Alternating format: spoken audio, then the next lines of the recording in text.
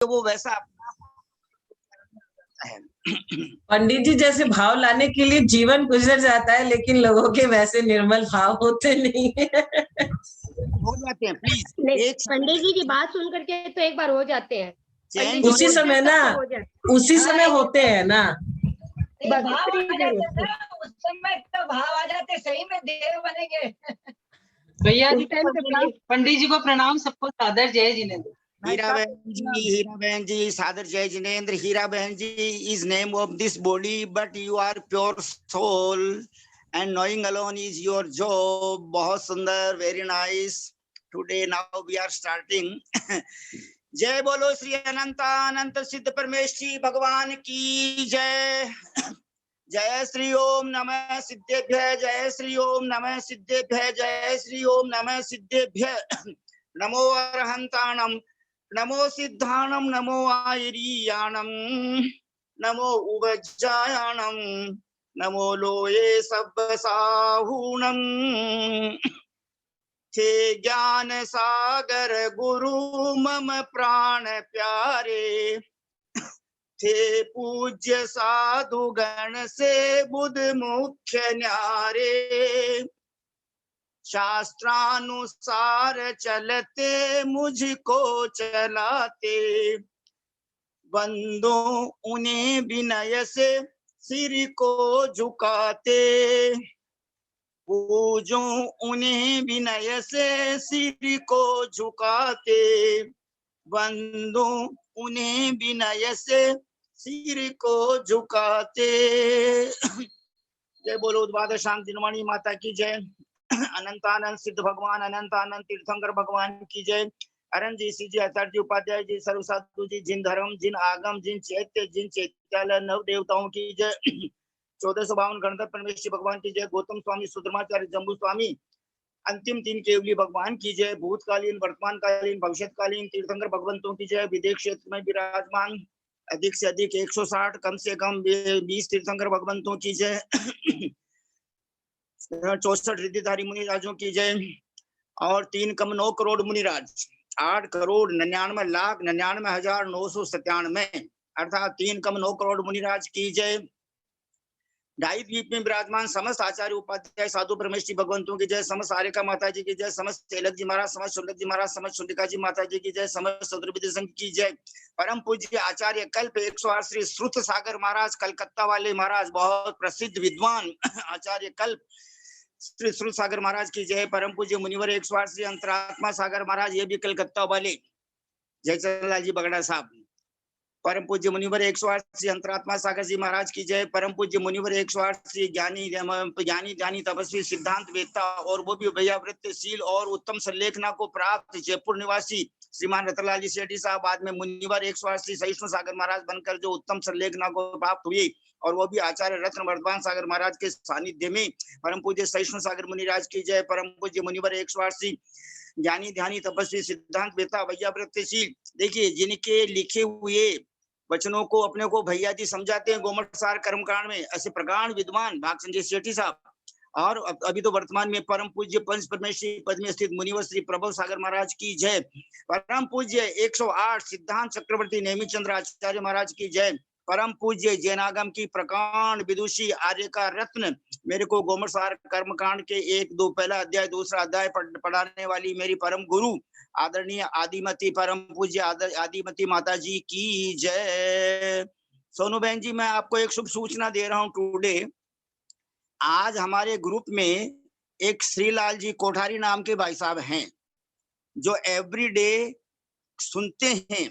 यह श्रृणोति स श्रावक है, जो सुनता है वो श्रावक कहलाता है। मात्र जो सुनता है वह श्रावक है, ऐसी भी परिभाषा। यह श्रृणोति, भगवान के वचनों को जो सुनता है, गलती से भी सुन लिया कि अनजाना फल नहीं खाना, देवों की परछाई नहीं पड़ती, ये कथा मालूम है ना, कि अनजाना फल नहीं खाना, तो वो बाद में मुनिराज बन गए, डाकू थे। इसलिए जिसको सुनने को मिलता है उसका पुण्य है, तब तो वो क्लास में आता है भाई, और 2 घंटे तक शुभोपयोग में रहता है। इसलिए अभी श्रीलाल जी भाई साहब यहाँ उपस्थित नहीं हुए हैं, लेकिन मैं आदरणीय सोनू बहन जी आपसे निवेदन करता हूँ कि हमारे समस्त ग्रुप की तरफ से आप उनको हार्दिक बधाइयां दे दीजिए।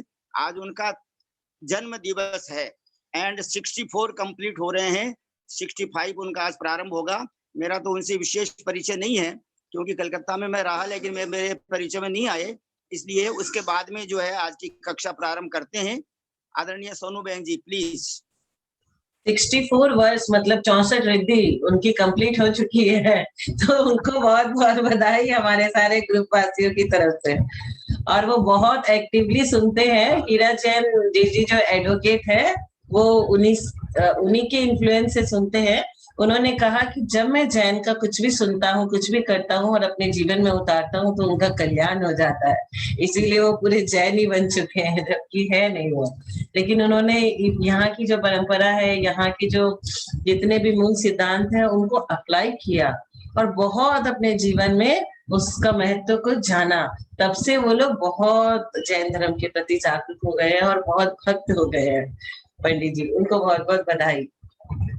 प्लीज सोनू बहन जी, मैं आपसे एक रिक्वेस्ट कर रहा हूँ, आप उनको बाद में ये बता देना कि श्री शब्द का प्रयोग हमारे समंत भद्र आचार्य ने मंगलाचरण में किया है। नमः श्री वर्धमानाय, और श्री का मतलब होता है लक्ष्मी। लक्ष्मी दो प्रकार की, अंतरंग और बहिरंग। अंतरंग लक्ष्मी तो अनंत चतुष्ट है, अनंत दर्शन, अनंत ज्ञान, अनंत सुख, अनंत वीर्य। और बहिरंग लक्ष्मी समो शरण, और वर्तमान में सम्यक दर्शन, ज्ञान, चारित्र। अंतरंग लक्ष्मी और बहिरंग में जिसका लाभांतराय कर्म के उदय से जैसा क्षोभक्षम है, उस प्रकार से उसको धन वैभव वित्त मिला है, लेकिन सफल उसी का है जो आहार दान दे रहे हैं, और मतलब चारों प्रकार के आहार दान दे रहे हैं, उसी का वैभव पाना सफल है। और अब हम इस ग्रुप में हमारे एक बहुत संरक्षक महोदय, हमारे रतनलाल जी कोठारी साहब, रतनलाल जी टोंगिया, जो मेरे अंकल जी लगते हैं, जयपुर में विराजमान हैं। वो 84 में चल रहे हैं, लेकिन बहुत एक्टिव हैं। पहले गवर्नमेंट जो है रिटायर्ड बड़े ऑफिसर हैं। वो कहते हैं कि मेरे को आदरणीय ब्रह्मचारी भैया जी साहब की जो वाणी है वो बहुत अच्छी लगती है, सुनने में बहुत अच्छी लगती है। हमारे बाबूजी शंभूलाल जी साहब, हमारे बाबूजी पारसवल जी पाटनी साहब, हमारे बाबूजी नेमीचंद जी साहब, ये सब 75 से अबोव हैं जिनके मैंने नाम लिए हैं। बोलो अपना कितना पुण्य है। अब हम सब भाई बहन हाथ जोड़कर और सिर झुकाकर 3 प्रदक्षिणा लगाकर सबसे पहले सिद्ध भक्ति, शुद्ध भक्ति, योगी भक्ति, आचार्य भक्ति पूर्वक समस्त आचार्य उपाध्याय साधु परमेष्ठी भगवंतों के श्री चरणारविंदों में सादर नमोस्तु, सादर नमोस्तु, सादर नमोस्तु निवेदन करते हैं। परम पूज्य समस्त आर्य का माता जी के श्री चरण कमलों में सादर बंदामी, सादर बंदामी, सादर बंदामी। परम पूज्य 105 एलक जी महाराज, सुल्लक जी महाराज, सुल्लिका जी माता जी के श्री चरणारविंदों में सादर इच्छामी, सादर इच्छामी, सादर इच्छामी। समस्त भैया जी, समस्त दीदी जी के श्री चरणारविंदों में सादर वंदना, सादर वंदना, सादर वंदना। उदासीन आश्रम श्री पारसनाथ में विराजमान ब्रह्मचारी भैया जी, श्रीमान पंकज जी जैन के श्री चरणारविंदों में सादर वंदना, सादर वंदना, सादर वंदना। प्रत्यक्ष हमको मोक्ष मार्ग में आगे बढ़ाने वाले, और ऐसे वैसे साधारण व्यक्ति नहीं है, मतलब he is an extra ordinary person. देखिए एक्स्ट्रा ऑर्डिनरी होने का कारण क्या है सोनू बहन जी? सबसे पहले तो उनके 2 बड़े भाई मुनि महाराज हैं, वो स्वयं सप्तम प्रतिमाधारी हैं, और आचार्य रत्न वर्धमान सागर महाराज से 2 प्रतिमा ली, आचार्य रत्न विद्यासागर महाराज से सप्तम प्रतिमा ली। मात्र जो है ना शब्दों में खेलना, वो बात उनकी लाइफ में नहीं है। मैंने उनका जब से उन जीवन देखा है, और चौरंगी मंदिर में रोज स्वाध्याय कराते थे। सारे ग्रंथों को लगभग उन्होंने पढ़ लिया, सारे मतलब प्राय मोस्टली। तो इसलिए, और ऐसे परम आदरणीय भैया जी, और हमको गोमर कर्मकांड जैसा क्लिष्ट विषय वो बहुत सरल भाषा में समझाते हैं। सबको अवसर देते हैं कि आप मंगलाचरण करो, गाथा पढ़ो, ये पढ़ो, याद करो। तो और ये दूसरा पुण्य हमारा आदरणीय ललिता बहन जी साहब, जिस विषय को लिया है उन्होंने, वो परम पूज्य प्रणम्य सागर महाराज ने भी कह दिया कि बहुत मुश्किल विषय है, लेकिन अपना सबका अभी कोई पुण्य का उदय रहा है, और आपने ये ग्रुप संचालन किया है, ग्रुप चालू किया है। इसलिए ऐसे ऐसे दिग्गज अपने को जैन आगम के विद्वान और विदुषी भाई बहनों का समागम प्राप्त हुआ है। भैया जी का, ललिता बहन जी का समागम प्राप्त हुआ है। तो आपको भी हम बहुत बहुत धन्यवाद देते हैं सोनू बहन जी, क्योंकि आप भी जो है तीर्थंकर नाम राशि आपके यानी नेमिचंद जी जैन की सुपुत्री हैं, इसलिए वो असर तो आता ही है ना। बहुत अच्छा, बहुत अच्छा। अब हम सब परम आदरणीय ब्रह्मचारी भैया जी, श्रीमान केसी जैन साहब सीए के चरणार बिंदु में सादर चरण स्पर्श, सादर प्रणाम, सादर पावनढोक, सादर वंदना निवेदन करके उनसे विनम्र प्रार्थना करते हैं कि आप हमें मंगलाचरण सुनाने की कृपा करें, श्रुत भक्ति, आचार्य भक्ति सुनाने की कृपा करें, और उदार दिल से जिस प्रकार डेली आप अभी आशीष प्रदान करते हैं, उसी प्रकार मंगल आशीर्वाद प्रदान करने की कृपा करें। परम आदरणीय ब्रह्मचारी भैया जी, श्रीमान केसी जैन साहब सीए, कोलकाता निवासी, प्लीज प्रारंभ करने की कृपा करें। ओम नमः सिद्धेभ्यः, ओम नमः सिद्धेभ्यः, ओम नमः सिद्धेभ्यः। ओकारं बिंदु संयुक्तं नित्यं ध्यायन्ति योगिनः, कामदं मोक्षदं चैव ओंकाराय नमो नमः। अविरल शब्द घनोग प्रक्षालित सकल भूतल कलंका मुनि विरूपा सिद्धीर्था सरस्वती हरतु नो दुरितम्। अज्ञानतिमिरान्धानां ज्ञानाञ्जनशलाकया चक्षुर्मीलितं येन तस्मै श्रीगुरुवे नमः। श्रीपरं गुरुवे नमः। परम्पराचार्य श्रीगुरुभ्यो नमः। सकल कलुष्मिन् वंशकं श्रेषां परिवर्धकं धर्म संबंधकं भव्य जीवने प्रतिबोधकारकं पुण्य प्रकाशकं पाप प्रणाशकं इदं शास्त्रं श्री गोमठसार कर्मकांड नामधेयम् अस्य मूल ग्रंथ कर्तारः श्री सर्वज्ञ देवास्तदुत्तर ग्रंथ कर्तारः श्री गणधर देवा प्रतिगणधर देवा तेषां वचनुसार माता आचार्य नेमिचंद्र सिद्धांत चक्रवर्ती देवेन विरस्तम मंगलम भगवान वीरो मंगलम गौतमो मणि मंगलम कुंद कुंदाद्यो जैन धर्मोस्तु मंगलम सर्व मंगल मांगल्यम सर्व कल्याणकारकम प्रधानम सर्वधर्म जयतु शासनम सर्वे श्रोतारः सावधानतया शृण्वन्तु। अत्पौर्वाणिक स्वाध्याय प्रतिष्ठायां पूर्वाचार्यानुक्रमेण सकल कर्मचार्थं भावपूजा वंदनाश्च समेतं श्री श्रुतभक्ति कायोत्सर्गं करोमि।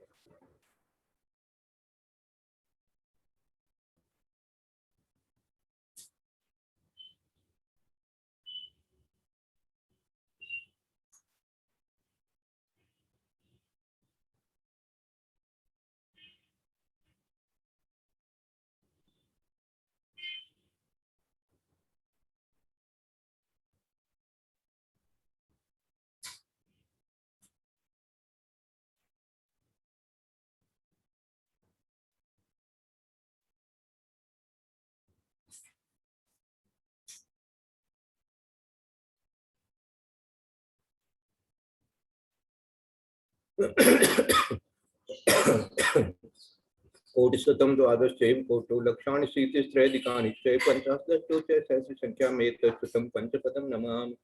अरहन्त भाष्यर्थं गणहृदेवीं ग्रन्थियं श्रमं प्रणमामि भक्तियुक्तो सुजनानमो वो वयं शिरसा इच्छां वन्दे सुधभक्ति कौतुकोकौतस्थालोचिम् अङ्गोऽङ्गपरिणय पौडे पर्यमि शुद्धपरिमाणि ओपवके चूलिया चैव सुतत्तैस्वित् धूमकायं स्वयं अच्छेमि पूज्यमि वन्दामि नमसामि दुःखको कमको बोइलाओ सुगैकुंडम समामंडम जंगुण संपत्ति हो मध्यम। तत्पौर्वाणिक स्वाध्याय प्रतिष्ठायां पूर्वाचार्यानुक्रमेण सकल कर्म क्षार्थं भावपूजा वंदना श्री आचार्य भक्ति कायोत्सर्गं करोमि।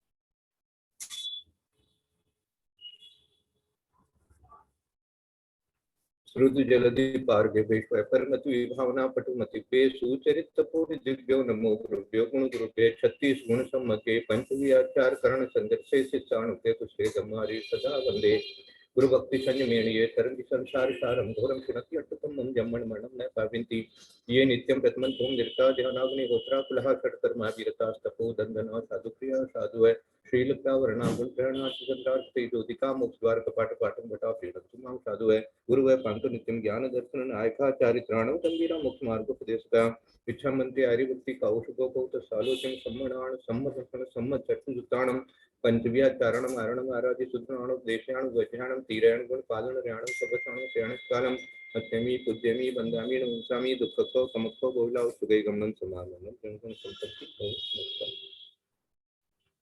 पणमीय शीर्षाणेमिं गुणरयण विभूषणं महावीरं समत्तरेण निलयं पैडिसम्मुखितनं गोत्रम्। बोले देव नेमिनाथ भगवान की जय। बोले देवादिदेव महावीर भगवान की जय। बोले आचार्य कुंद स्वामी महाराज की जय। बोले आचार्य नेमि चंद्र सिद्धांत चक्रवर्ती गुरुदेव की जय। बोले आचार्य गुरुवर विद्यासागर महाराज की जय। बोले आचार्य गुरुवर वर्धमान सागर महाराज की जय। बोले कारिका आदिमती माता जी की जय। सरस्वती नमस्तुभ्यं वरदे कामरूपिणी विद्यारंभं करिष्यामि सिद्धिर्भवतु मे सदा। बोले द्वादशांग जन्मानि माता की। हम सभी भाई बहन जिन जिन भाई बहनों को बोलना है भैया जी के श्री चरणार बिंदु में वंदना पहले आप बोल दीजिए, बाद में उनका मंगल आशीर्वाद प्राप्त हो जाएगा अपने को। भैया जी सबकी वंदना तरफ भाई साहब, वंदना प्रणाम। भैया वंदना सादर जय जिनेंद्र। वंदना भाई साहब, वंदना वंदना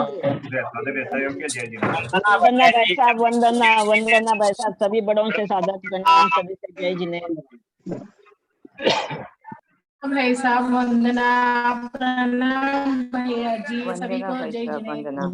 वंदना केसी भाई साहब, वंदना सबको बहुत बहुत मंगल आशीर्वाद है। सबको सादर जय जिनेंद्र।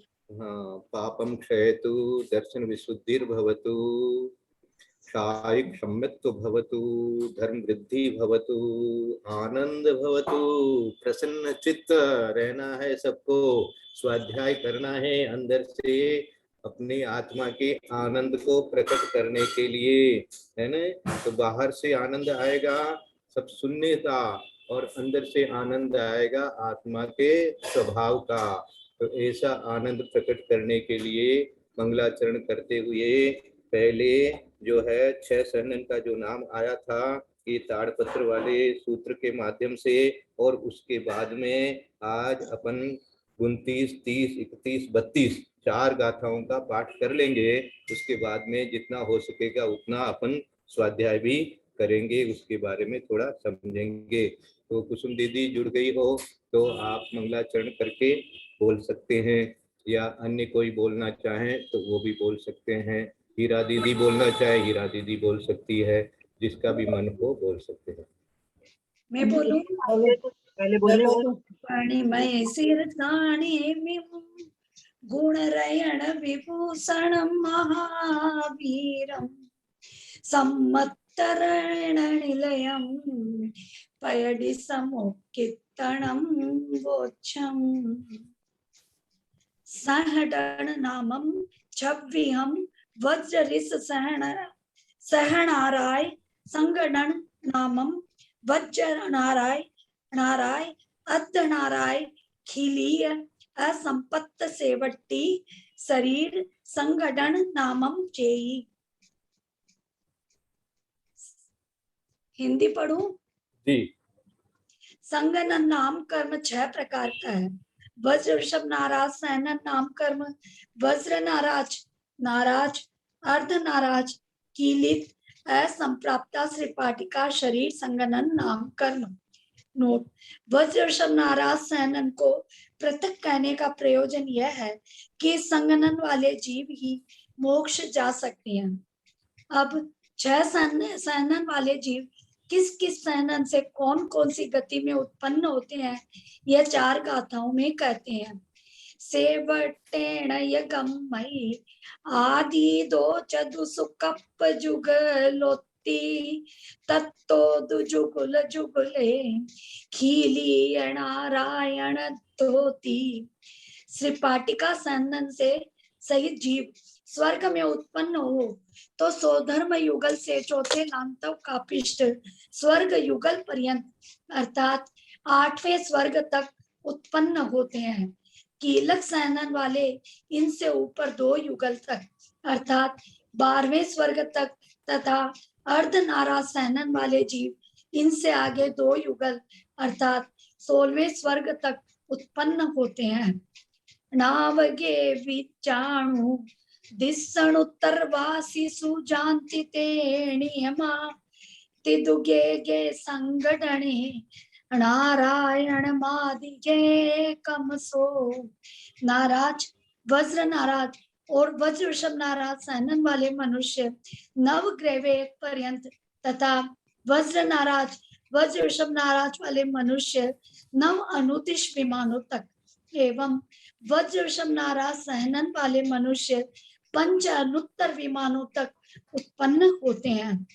सन्निश्चय सैंडणो वज्जदि मेघम तदो परम चापी सेवट्टादि रहितो पण पण चतुरेग संगणो। छह सहनन वाले सैनी जीव यदि नरक में उत्पन्न हो तो मेघा नामक तीसरे नरक पर्यंत जाते हैं। श्री पाटिका बिना शेष कीलित आदि 5 सहनन वाले अरिष्टा नामक पंचम पृथ्वी पर्यंत जाते हैं। अर्ध नाराचादिक 4 सहनन वाले मघवी नामक छठी पृथ्वी पर्यंत और वज्र वृषभ नाराज सहनन वाले माघवी नामक सप्तम पृथ्वी पर्यंत जाते हैं। अंतिमतीय सैंडण सुदो पुण कम भूमि महिलाणम आदिमतिग सैंडणम आदिमतिग सैंडणम नथिति जिणेयिम जिणीतिठम। कर्म भूमि में महिलाओं के अंतिम 3 सहनन होते हैं, आदि के 3 उत्तम सहनन नहीं होते, ऐसा जिनेंद्र भगवान ने कहा है। बहुत अच्छा, बहुत अच्छा। अब थोड़ा सा अपन इन सहनन के बारे में जानकारी कर लेवे कि ये सहनन जो नाम दिए हैं, एक तो इनका क्रम जो है यही रहेगा, इसमें क्रम को जरा इधर उधर नहीं कर सकते, है ना। संस्थान में तो थोड़ा बहुत ठीक है, कोई बात नहीं, कोई संस्थान को अपन ने वहाँ कुब्जक और स्वाति में एक दूसरे को आगे पीछे अलग अलग जगह मिलेगा, लेकिन यहाँ जो सहनन की बात हो रही है वो सहनन जो है वो यही क्रम है। इसी क्रम से इसको याद करना पड़ेगा, इसी क्रम से बोलना पड़ेगा, क्योंकि जो अपने को गाथाओं में मिला है कि पहला दूसरा तीसरा, तो उस हिसाब से ही अपने को ये पहला दूसरा तीसरा अपने को ज्ञान में रहना चाहिए। तो सबसे पहले जो सहनन का नाम दिया है, सबसे बढ़िया सहनन जो है उसका नाम है वज्र वृषभ नाराज सहनन। अब इसका अर्थ क्या होता है? पहले सहनन का अर्थ क्या होता है कि जिसके उदय से हड्डियों के बंधन में विशेषता हो उसे सहनन नाम कर्म कहते हैं। बहुत शॉर्ट में इतनी सी परिभाषा समझ लें अपन कि जिसके उदय से हड्डियों के बंधन में विशेषता, है ना। पहले अपन ने बंधन समझा था और बंधन के बाद में संघात समझा था, संघात के बाद में संस्थान भी समझा, संस्थान समझने के बाद में सहनन समझ रहे हैं, है ना। तो जैसे अपन ने सबसे पहले क्या समझा था, पहले तो एक औदारिक 5 शरीर के नाम समझ लिए, भाई ये शरीर होते हैं। उसके बाद उन शरीर में इस तरह से बंधन होता है ना। बंधन का अपन ने समझा कि भाई ऐसे बंधन हो जाए लेकिन छिद्र रह सकते हैं। फिर संघात समझा कि भाई छिद्र रहित तो हो जाए तो वो संघात के कारण से होगा। और देखो हर एक कर्म का अपना अपना काम है। हाँ, तो असंख्यात भेद होते हैं कर्मों के ऐसे तो, लेकिन फिर भी जितने नाम अपने को 93 प्रकृतियां बताई गई है नाम कर्म की, उनमें भी जो जो नाम आ रहे हैं शरीर से संबंधित, क्योंकि नाम कर्म जो है ये शरीर ही बनाता है ना। इसका उदाहरण क्या दिया हुआ है, जैसा चित्रकार चित्र बना लेता है, तो ऐसे ही अब जब चित्र बना हुआ है, एक शरीर बना हुआ है, तो शरीर कैसे कैसे बना हुआ है, तो उसके लिए क्या क्या दिया गया है अपने को सबसे पहले बताया भैया ये तो शरीर को नाम होते हैं। इस तरह के शरीर बन सकते हैं, औदारिक बन सकता है, वैक्रिक बन सकता है, आहारक बन सकता है, तेजस बनता है, कानमान। और उसमें भी अब इस प्रकार वो कैसे बनता है वो शरीर, बोले इसमें जो जितने भी परमाणु होते हैं वो आपस में बंध करके बना लेते हैं, तो बंध जाते हैं। तो बंध करके भी ये बंधन नाम कर्म के कारण से बंध जाते हैं। फिर एक संघात नाम कर्म है जिसके कारण से वो इस तरह से मिल जाते हैं कि कोई क्षेत्र का भी कोई काम नहीं रहता है। फिर अब वो कैसा बनता है, वो ऐसा बनने के बाद में संस्थान क्या करता है, बोले संस्थान एक आकार दे देता है, उसी आकार से आपको रहना पड़ता है। तो जैसा आकार, अब संस्थान भी बहुत अच्छा संस्थान भी हो सकता है, आकार अच्छा भी नहीं हो सकता है, ऐसा नारकी जीव का अच्छा नहीं होगा, मनुष्यों का कैसा होगा, तिर्यंचों का कैसा होगा, जानवरों का कैसा होगा, पशुओं का कैसा होगा। तो इस प्रकार से वो आकार बनाने का काम जो है वो संस्थान नामकरण से होता है। उसके बाद में अब आ रहा है सहनन। इस ठीक है, ये आकार भी बना है, बंधन भी हुआ है, संघात भी हुआ है, सब हुआ है, लेकिन इसमें जो हड्डियां है, हड्डियां, क्योंकि मुख्य रूप से ये कहां पर हो रहा है, ये औदारिक शरीर की बात हो रही है। तो ये सहनन कहाँ हो रहा है, औदारिक शरीर में। अब हड्डियां है, अब हड्डियां है तो हड्डियां कैसे आपस में जुड़ेगी, आपस में जुड़ करके ही तो शरीर बनेगा, तभी तो हड्डियों का जुड़ना भी जरूरी है, और हड्डियों का क्या कहना चाहिए, घूमना भी जरूरी है ना। ऐसे खाली हड्डी रहे तो घूम नहीं सके, और हड्डियों का मजबूती होना भी जरूरी है। तो मजबूती कैसे आती है और कैसे वो हड्डियों के साथ में, और क्या क्या चीज जो जैसे मांसपेशियां है ना, ये कैसे जुड़ करके और अपने को ऐसा बना देते हैं कि देखो पद्मासन बैठना है तो पद्मासन बैठ गए, खड़गासन खड़े रह गए, कई घंटों तक तो खड़े रह गए। इस प्रकार से घूमना फिरना, ये सारा जो चलना फिरना होता है, तो ये सहनन भी एक अपने आप में कर्म है। और उस सहनन के भी इन्होंने यहाँ 6 भेद बता दिए। अब 6 भेद में सबसे पहले भेद का नाम क्या है कि जिस वज्र वृषभ नाराज सहनन, जिस कर्म के उदय से वृषभ मानी वेष्टन, नाराज मानी कीला और सहनन मानी हड्डियों का समूह वज्र की ही हो, अर्थात इन तीनों का किसी शस्त्र से छेदन भेदन न हो सके, उसे वज्र वृषभ नाराज सहनन नाम कर्म कहते हैं। अब देखो विचार करना कि छेदन भेदन नहीं हो सकता है किसी शस्त्र से, ऐसे तो शरीर होते हैं, कोई भी शस्त्र चला दे तो भी उसका नुकसान नहीं होगा, फिर भी हाँ हजारों हजारों वर्ष तक रह करके भी अंत में तो मरना तो पड़ता ही है, क्योंकि उसके लिए एक अलग कर्म है, उसका नाम आयु कर्म है। तो आप चाहे कितना ही मजबूत शरीर बना लीजिएगा, लेकिन फिर भी यदि आयु कर्म नहीं होगा या कोई वेदनीय कर्म ऐसा आ जाएगा तो बड़े बड़े चक्रवर्तियों को भी है ना कई तरह के रोग होते हैं, ऐसा आया। तो अपन क्या कहेंगे, वज्र वृषभ नाराज सहनन के लिए फिर से सुनो अच्छी तरह से। वृषभ मानी तो है वेस्टर्न, नाराज मानी है कीला, और सहनन मानी है हड्डियों का समूह। तो 3 शब्द है इसमें, वज्र वृषभ नाराज सहनन।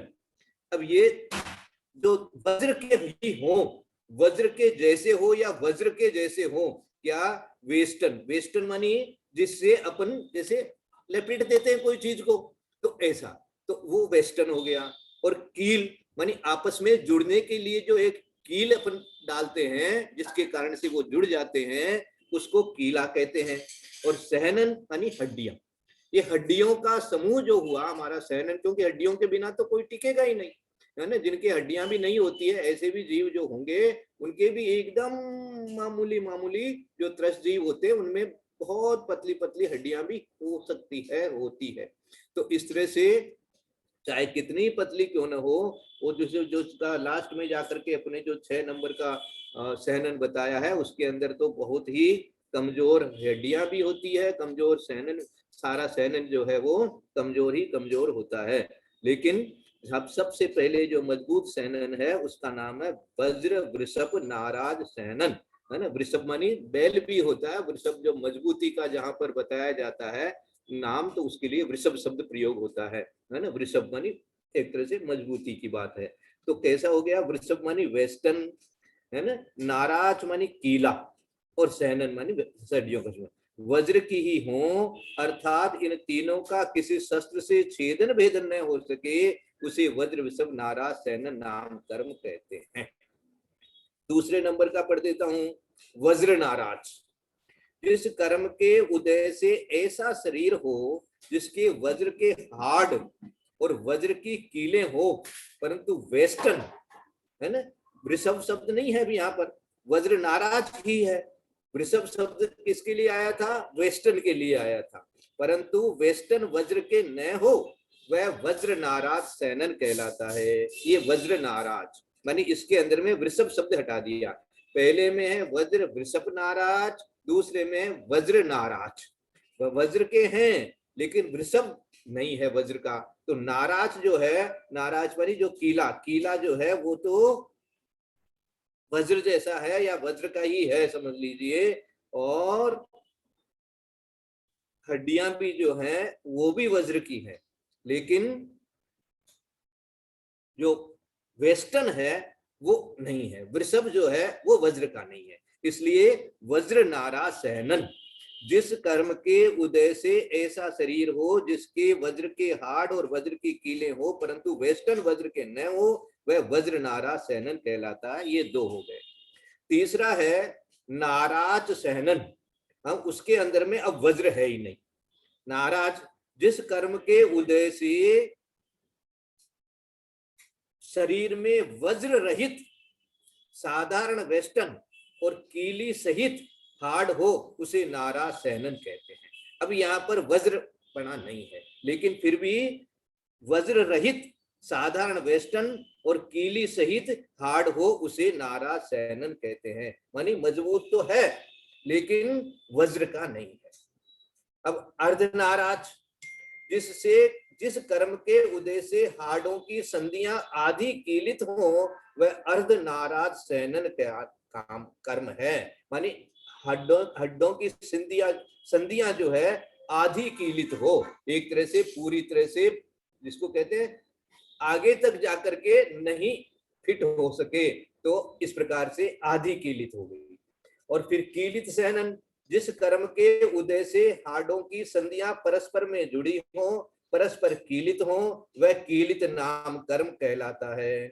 और लास्ट वाला क्या है?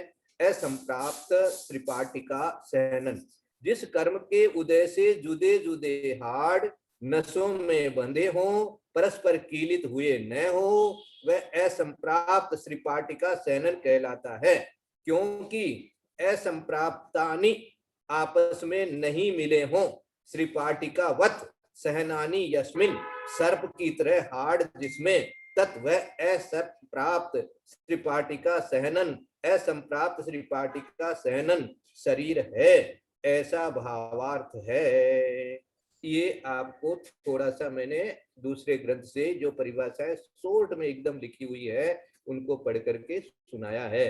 फिर भी कई प्रकार की जिज्ञासा प्रश्न वगैरह बनेंगे, उन प्रश्नों को अपन अगली क्लास में और अच्छी तरह से खुलासा करेंगे। यहाँ पहले थोड़ा सा क्योंकि गाथाएं पढ़ी हैं तो थोड़ा सा गाथाओं के बारे में अपन चिंतन कर लेते हैं। उसके बाद में फिर इन सहनन के बारे में जो भी प्रश्न वगैरह होंगे वो अगली क्लास में, क्योंकि आपको नाम दे दिए हैं और नाम पढ़ करके भी जितना शॉर्ट में जो था वो पढ़ करके भी सुना दिया है। अब आपने अलग अलग जगह पर अलग अलग तरह से इसको पढ़ा हुआ है, तो उसको पढ़ करके इसके बारे में और जिज्ञासा जिनको करनी हो वो अपन आगे की क्लास में करेंगे। कल तो अष्टमी है, कल तो अपन नहीं कर पाएंगे, फिर उसकी आगे वाली क्लास में देखा जाएगा कैसे होता है। कल शनिवार है, परसों रविवार को हो सकता है हम जोका चले जाएंगे, तो सोमवार को मिलेगा या फिर उसके बाद में फिर हमारा कल अष्टमी है ना? हाँ, कल अष्टमी हो गई है ना, और परसों फिर रविवार आ जाएगा, तो जोका जाने का रहता है हमारा कार्यक्रम। और उसके बाद में फिर हमको शिखर जाने का भी अभी मन तो हुआ है, फिर भी हमने सुना है कि वहां पर झारखंड में क्या लॉकडाउन हो गया है, लॉकडाउन हो रहा है। हाँ, इस प्रकार की बातें कल मिली हमको। बोले तेरापंथी कोठी में तो एकदम आना जाना बंद ही कर दिया है, क्योंकि मुनिराज वहां पर संग विराजमान है, तो इसलिए बहुत पूरी सावधानी रखना है। तो इस प्रकार की बातें आ रही है, देखें क्या होता है। तो केस आगे बोले वहाँ, हाँ, केस भी आने लग गए तो इसलिए अपने को जैसा होगा सो देखा जाएगा। अब जो सबसे पहले खाली जो 29वां श्लोक की गाथा आई है उसको पहले ले लेते हैं, फिर उसके बाद जितना हो सकेगा उतना 5-7 मिनट में। सेवटेण ये गम्मई आदि दो चदुसु कप्प जुगलोत्ति तत्तो दुजुगल जुगले खिलिये नारायण धोती।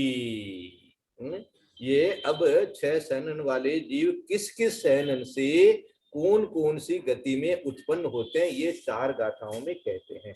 इसमें वज्र वृषभ नाराज सैनन की बात नहीं थी, इसलिए उन्होंने पहले ही कह दिया था कि वज्र वृषभ नाराज सैनन वाले जीव ही मोक्ष जा सकते हैं, इसलिए वज्र वृषभ नाराज सैनन को अलग से बता दिया गया था। तो वहां तो मोक्ष की बात तो वज्र वृषभ नाराज सैनन के लिए लगा लेना। अब बाकी रहे अपने पास में इसका देखो संस्कृत छाया कैसे दिया है 29वें श्लोक में। कुसुम दीदी आप संस्कृत छाया पढ़ेंगे 29वें श्लोक की? एक मिनट निकालती हूँ इस बाद में थोड़ा।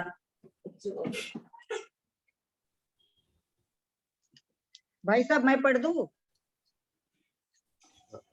हाँ आप पढ़ दीजिए। पढ़ने दीजिए भाई साहब, पढ़ने दीजिए हमको, मेरे पास कागज है ना, वो पेपर थोड़ा आज थोड़ा लेट हो गई, इधर उधर सेटिंग कर पाठेन च गम्यते आदित्यः चतुर्षु कल्पयुगल इति ततः द्वियुगल युगले किलीत नाराचार्ध इति। ये 29 नंबर की पढ़ी, एक बार फिर पढ़ लेती हूँ।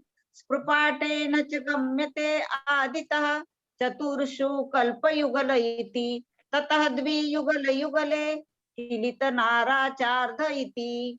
प्रणाम वंदना भाई साहब। त्रिपाठेन च गम्यते आदित्यः चतुर्षु कल्पयुगल इति। आदित्य मानी पहले के चतुर्षु मानी चौथे स्वर्गों में, चौथे युगलों में। कल्प युगल इति, कल्प मानी जो कल्पवासी देव, कल्पवासी देव मानी वैमानिक देव। वैमानिक देव से क्या लेना? जो सोधर्म इंद्र, सोधर्म स्वर्ग है, सोधर्म है, ईशान है, सानक कुमार है, महेंद्र है, ब्रह्म है, ब्रह्मोत्तर है, लांतव है, कापिष्ठ है। ये चार युगल तक इसमें ले लेना। सेवटेन से क्या लेना? श्रीपाटिका सहनन वाले जीव, मानी जिनका सबसे हीन सहनन है, वो भी कहां तक जा सकते हैं? ऊपर में स्वर्ग में। सेवटेन ये गम्मयी मानी जीव जा सकते हैं, मानी उत्पन्न हो सकते हैं। कहाँ होएंगे ही ऐसा नियम नहीं है, हो सकते हैं। ऊपर में जावे स्वर्ग में तो कहां तक जा सकते हैं? तो कहते हैं कि 8वें स्वर्ग तक जा सकते हैं। स्पष्ट हो गया? कौन से? श्रीपाटिका सहनन वाले, सबसे जो कमजोर सहनन वाले जो हैं। ततो द्विजुगल जुगले खीलीय नारायण धोती, है ना? और चौथे युगल के बाद दो युगलों में क्रम से कीलित सहनन वाले और अर्धनाराज सहनन वाले जीव जन्म धारण करते हैं। अर्थात 5वें तथा 6ठे स्वर्ग युगल में कीलित सहनन वाले और 7वें तथा 8वें स्वर्ग युगल में अर्धनाराज सहनन वाले जन्म लेते हैं। कापिष्ठ के बाद में कौन सा युगल आया? शुक्र महाशुक्र। ये कौन सा है? ये 5वां युगल है। और उसके बाद में सतार और सहस्रार, ये हो गया 6ठा युगल। 6ठा युगल तक का कितना मतलब हो गया? 12वां स्वर्ग हो गया। तो अर्थात 5वें तथा 6ठे स्वर्ग युगल में कीलित सहनन वाले और 7वें तथा 8वें स्वर्ग युगल में अर्धनाराज सहनन वाले जन्म लेते हैं। 8वां तक आ गया तो 8वां तक आ जाएगा तो कौन सा आ जाएगा? 16वें स्वर्ग तक आ जाएगा। तो इसमें 16वें स्वर्ग तक की बात बता दी गई है। ठीक है ना? हाँ, श्रीपाटिका सहनन से सहित जीव स्वर्ग में उत्पन्न हो तो सोधर्म युगल से चौथे लांतव कापिष्ट स्वर्ग युगल पर्यंत अर्थात 8वें स्वर्ग तक उत्पन्न होते हैं कीलक सहनन वाले। अब देखो 5वें नंबर का है कीलक सहनन, 6ठे नंबर का असंप्राप्त का काटिका और उसके पहले वाला कीलक। अब कीलक वाला जाएगा तो कहां तक जाएगा? 12वें स्वर्ग तक जाएगा। और उसके बाद में कौन सा उससे कमजोर? अर्धनाराज सहनन। अर्धनाराज सहनन वाले जो है इसके आगे के 2 युगल तक जाएंगे अर्थात 16वें स्वर्ग तक उत्पन्न होते हैं। इसमें अभी आज तो इतना ही रखेंगे अपन। जो लास्ट में विशेषार्थ पढ़ा हुआ पढ़ेंगे आप देखेंगे तो देखो, कर्म भूमि द्रव्य स्त्रियों के अर्धनाराज, कीलित और त्रिपाटिका, इन 3 सैननों का ही उदय रहता है। ये कहाँ तक है? ये चाहे से आप विदेह क्षेत्र आदि में भी हैं, है ना, या चौथे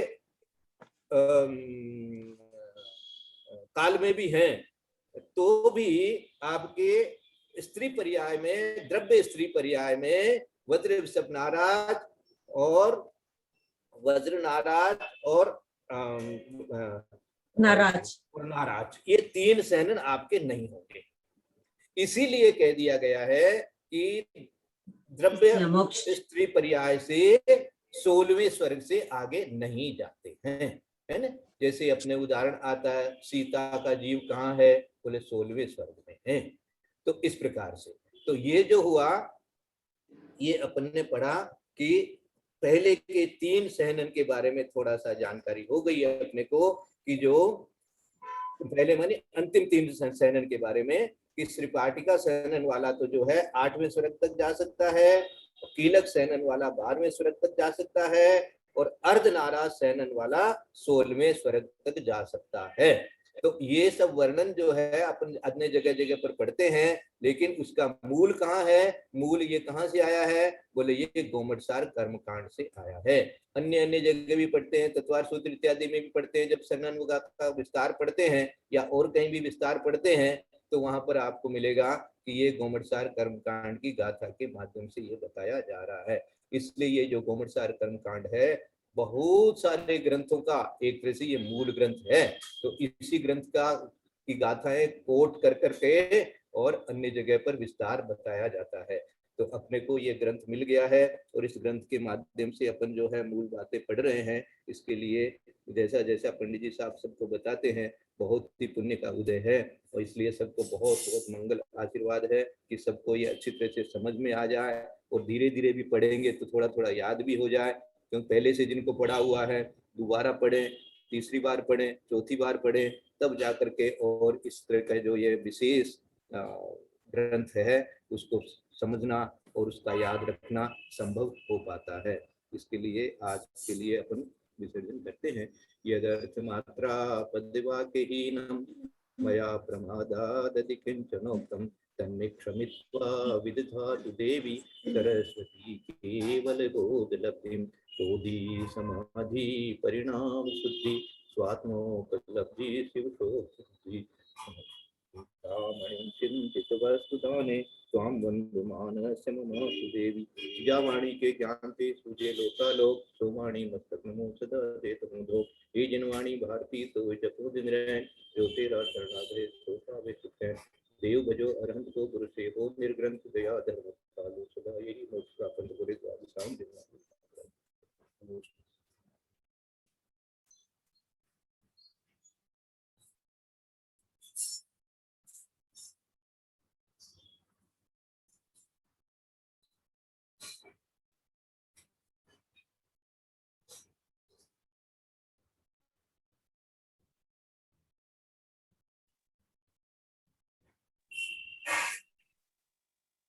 वंदना भाई साहब प्रणाम, पंडित साहब प्रणाम, ललिता जी सभी वंदना भाई साहब, पंडित जी को प्रणाम, सभी बड़ों को प्रणाम। वंदना भाई साहब, पंडित जी को प्रणाम, ललिता जी को प्रणाम, को